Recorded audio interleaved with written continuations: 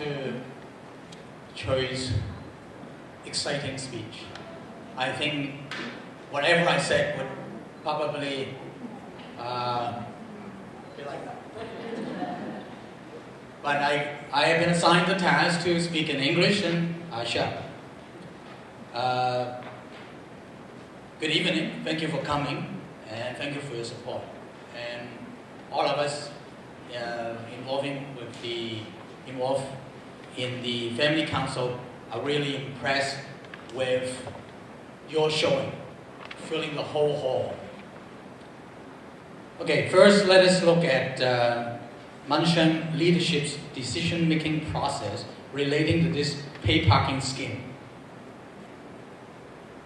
We chose these words: consultation, transparency, integrity, and accountability. Now, how does Mon Sheong measure up? Consultation? There was no consultation before the announcement of the pay parking scheme on October the 23rd. Transparency? Other than giving to better regulate the traffic flow of the parking lot due to limited parking spots. As the rationale, there has been no explanation at all. Like possible questions: any alternatives considered? Impact analysis? Cost-benefit analysis? What about integrity? On November the 8th, Mon Sheong proposed to the Family Council representative the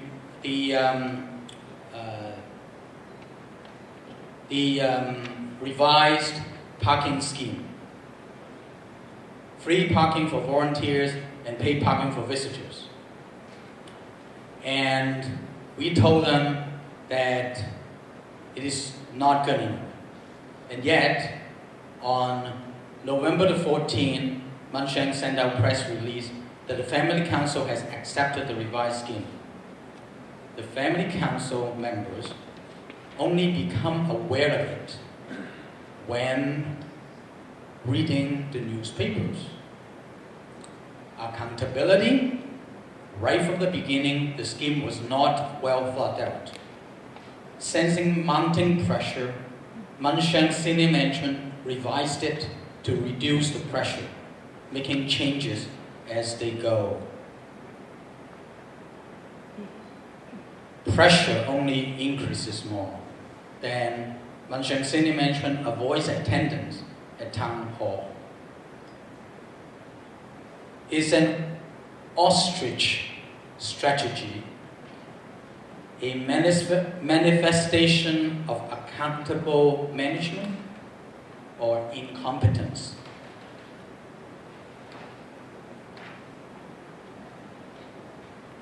A lot of you probably remember there was a Drummond report commissioned by the Ontario government about a year ago. The Drummond report cites a number of critical success factors in any reform. And changing parking policy is a type of reform. These critical success factors are: objectives must be explained clearly and transparently. Reform must make sense to citizens, officials, and politicians. The process must deliver the desired outcome. In announcing this paid parking for visitors and volunteers scheme on October the 23rd, how far has Mon Sheong satisfied these three success factors? Objective must be explained clearly and transparently. Now, the objective given by Mon Sheong is to better regulate the traffic flow of the parking lot due to limited parking spots. That's it. Now, reform must make sense to citizens, officials, and politicians. Does the paid parking for visitors make sense as the means to better regulate the traffic flow? We do not think so. I have not yet met anyone who would agree that charging parking fee would solve the real problem of severely adequate parking spots at the center.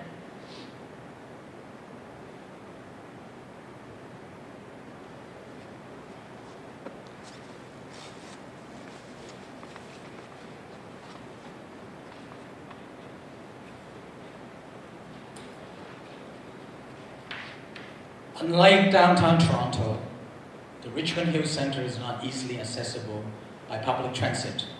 Most visitors can only reach it by car. Therefore, charging parking fee will not switch visitors from driving to public transit. Mon Sheong said some staff has formed carpools after they are charged for parking. They can because they have the same working hours. Visitors and volunteers cannot be expected to form carpools because each one arrives at the center at various times from widely dispersed locations. I visit my daughter at least once a week. I have seldom encountered parking shortage problem other than at staff shift change times. The real parking shortage is between 2:45 p.m. and 3:30 p.m. because of staff shift change. Has Mon Sheong considered and tried staggered shifts? Now we all know flexible working hours have helped to ease congestions on our highways. Now the third success factor, the process must deliver the desired outcome. Will it achieve the desired outcome? Yes and no. Yes, Mon Sheong's intention to discourage family members to visit the senior residence during the day in order to ease its parking shortage. The center may have less visitors. As a result, this will have serious effect on the well-being of the seniors, as Dr. Choi has so clearly indicated. Now, on the other hand, I said yes and no. Now, no. If the vast majority of family members continue to visit their loved ones, despite having the parking, any problem with parking space shortage would remain. Now, what is the real solution? The real solution is more parking space. Now, something come to mind. The Mon Sheong Foundation office lot, right north of Mon Sheong Court. There's space there. Further down the road, long term, maybe multi-level parking arcade.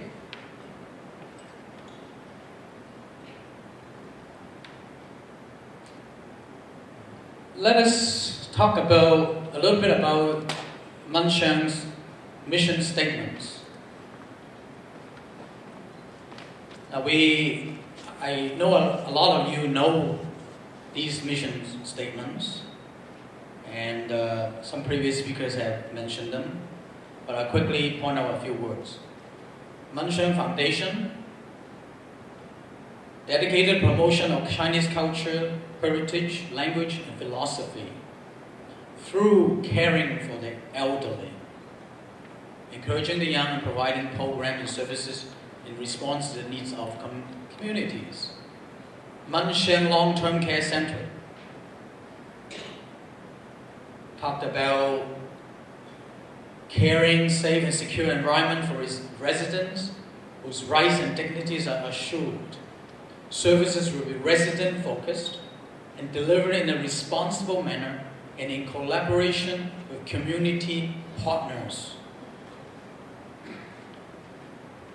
Now, even with objection by the community, Mon Sheong announced it will charge parking fee between 9 a.m. and 5 p.m. effective January 1st, 2014. This is unprecedented among nursing homes in suburbs. The Family Council took a quick look at 22 long-term care centers around here. Only 2 charge parking fees.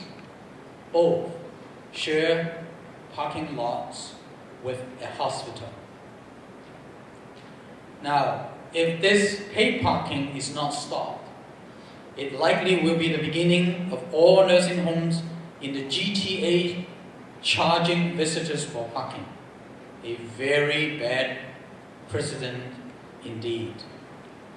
How can a 50-year-old premier Chinese-Canadian charitable organization with a respect and caring for the aged focus in its mission suddenly become so heartless and unwise? It is sudden. We all wonder why. Let us show them that the community strongly oppose this ill-conceived parking policy.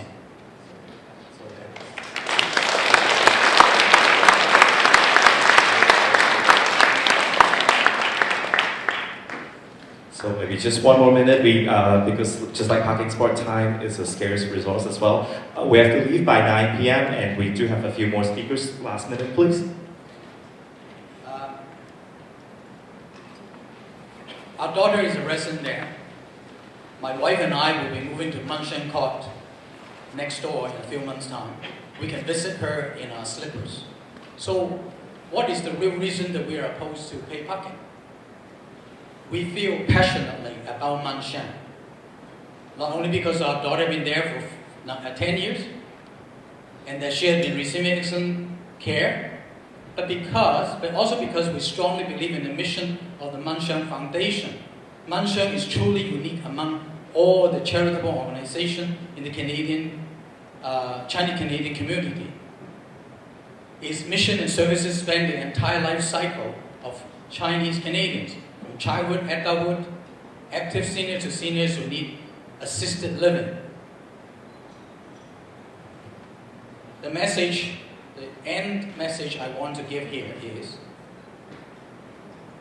Mon Sheong's well-being and reputation is already being adversely affected. And people are saying that they are only doing it for money. Whether this is true or not, but often perception is as important as reality. Could this change be actually penny-wise and pound-foolish? This heartless parking scheme would destroy much of the goodwill Mon Sheong has built up over the years. Mon Sheong volunteer pool and fundraising activity will suffer. So, thank you, Alex. I do know that you have prepared more, but good luck to Mon Sheong.